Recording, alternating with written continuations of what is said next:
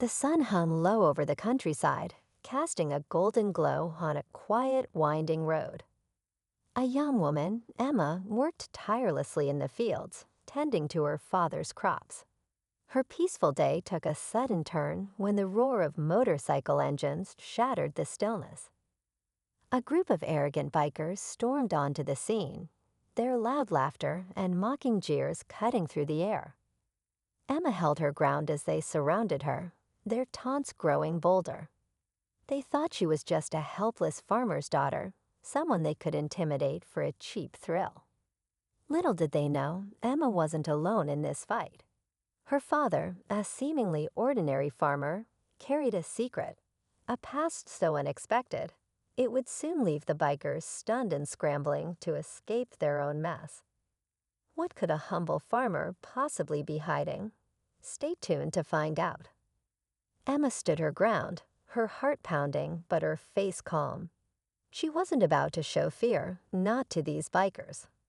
They revved their engines and circled her like vultures, their leather jackets and flashy bikes making them feel untouchable.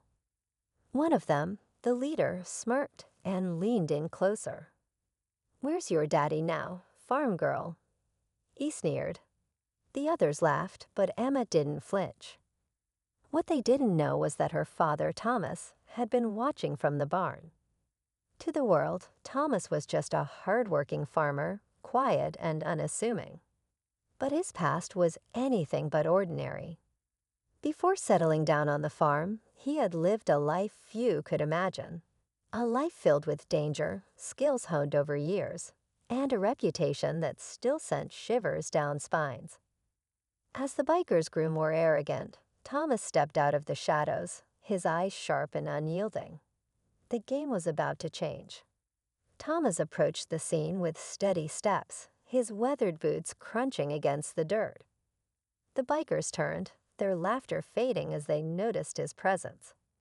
Something about the way he carried himself, the calm confidence, the piercing gaze, made even the boldest of them hesitate. But the leader, not one to back down, scoffed. "What's this?" The big bad farmer come to rescue his little girl. Emma's father didn't respond right away. Instead, he looked at each of them, his silence heavier than words. The leader, feeling the need to assert control, dismounted his bike and stepped forward, squaring off with Thomas. "Got something to say, old man?" he challenged. Thomas finally spoke, his voice low and steady. "You don't know what you're messing with." There was no anger, no threat, just a quiet warning. The bikers exchanged uneasy glances, but the leader barked out a laugh. "Messing with? Look around, what are you gonna do? Call the cops." Emma, standing nearby, noticed the subtle shift in her father's stance. It was something she had seen only a handful of times before, usually when trouble came knocking. She clenched her fists, both nervous and confident. These bikers thought they were untouchable, but they were about to learn just how wrong they were. The leader smirked, taking a step closer to Thomas, clearly mistaking his calm demeanor for weakness. "Look, old man," he said, his tone dripping with arrogance. "Why don't you step aside before someone gets hurt? We're just having a little fun." Thomas didn't move. His steady gaze stayed locked on the man in front of him, as if he could see straight through the bravado. The bikers began to shift uncomfortably, sensing that something wasn't quite right. One of them muttered, "Maybe we should just leave," but the leader waved him off, too stubborn to back down. Emma's heart raced as she watched the scene unfold.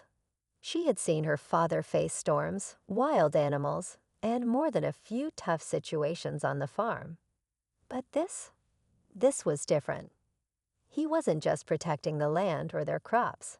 He was protecting her. The tension reached a boiling point when Thomas calmly removed his gloves and tossed them aside. For a moment, silence hung heavy in the air, broken only by the distant hum of cicadas. Then, with a voice so steady it sent chills down Emma's spine, he said, "This is your last chance to walk away." The leader laughed again, louder this time, to cover the unease creeping into his chest. Or what? You gonna teach us a lesson, farmer? He taunted.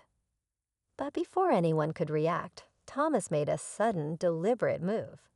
His actions were so fast, so precise, it was clear he wasn't an ordinary man. The bikers froze, unsure of what they had just witnessed. The realization began to dawn. This man wasn't just a farmer. Whatever secret he carried, it was more dangerous than they could have ever imagined. The bikers stood frozen, their bravado crumbling under the weight of Thomas's unexpected precision. The leader hesitated, his confidence shaken, but his pride too stubborn to let him back down. "What's your deal, old man?" he demanded, his voice wavering.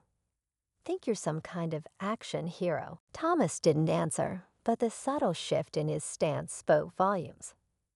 Emma glanced at him, the quiet tension in his jaw telling her that this wasn't the first time he'd faced danger. She had always wondered about the old scars on his arms, the stories he never told. Now, watching the bikers falter, she began to understand. Her father's past wasn't just unusual, it was extraordinary. Before the leader could react, one of the younger bikers, nervous and edgy, blurted out, "Wait, I think I know who he is." His words hung in the air, heavy with implication. The others turned to him, confused and wary. There was this guy, back in the day. A legend. Worked in, the kind of jobs nobody talks about. They called him Ghost. Could disappear in plain sight, take out a whole crew without breaking a sweat. The leader scoffed, but there was an edge of doubt in his voice. "You're saying this guy, this farmer, is him. Get real." Emma's breath caught as she looked at her father. Was it true? Had he been someone else entirely before becoming the man she knew? Thomas, still calm, took a step closer, his shadow looming over the group. "You boys should have done your homework," he said quietly, his tone carrying a warning they couldn't ignore. But before anyone could respond, the sound of more engines rumbled in the distance. Emma turned toward the road, her stomach tightening. Another group of bikes appeared, their headlights piercing through the dusk. The stakes had just doubled, and whatever her father's secret was, it might not be enough to stop what was coming. The air grew heavy as the second group of bikers rolled in, their presence commanding and ominous. Emma's heart raced, but Thomas stood still, his expression unreadable. The leader of the first group smirked, his confidence seemingly restored. "Looks like you're outnumbered now, old man," he said, stepping back toward his crew. The new arrivals dismounted their bikes, their leader, a tall, weathered man with sharp eyes, surveying the scene. His gaze landed on Thomas, and for a moment, the tension shifted. He froze, recognition dawning in his expression. "Ghost," he murmured, his voice laced with disbelief. Thomas nodded slightly, his calm demeanor unwavering. The bikers from the second group exchanged uneasy glances, suddenly unsure of their position. The leader of the first group, oblivious to this shift in power, scoffed. "What's going on? Who cares who he is?" But the weathered man turned to him, his tone sharp and commanding. "You idiot. If this man is who I think he is, you've just made the biggest mistake of your life." The younger leader faltered, his bravado cracking as the realization set in. Thomas stepped forward, his voice firm but calm. "I gave you a chance to leave. You didn't take it. Now we're done here." Before the first group could react, the second group moved swiftly, corralling the troublemakers with practiced ease. It was clear they weren't just another gang. They respected Thomas, and their actions showed it. The younger bikers, now completely overwhelmed, dropped their arrogance and pleaded for leniency. As the first group was escorted away, the weathered man approached Thomas. "Didn't think I'd see you again," he said quietly. You really traded all that for a quiet life. Thomas glanced at Emma, who stood watching with a mix of awe and relief.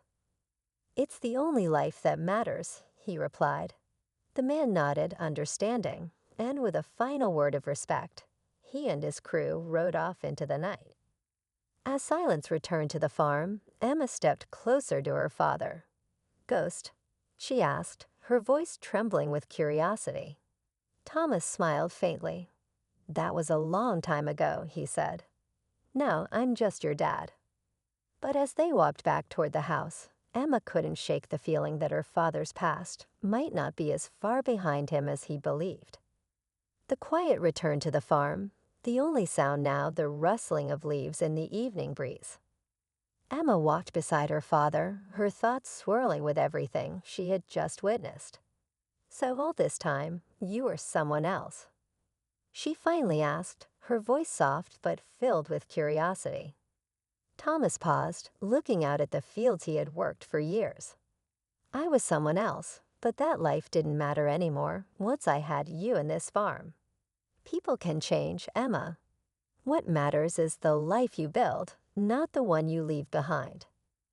Emma nodded, his words sinking in. She felt a deep respect for the man she thought she knew and the man she was just beginning to understand. The farm, once just a place of work, now felt like a fortress of love and strength. As the sun dipped below the horizon, Emma smiled. Her father's past might have been a mystery, but his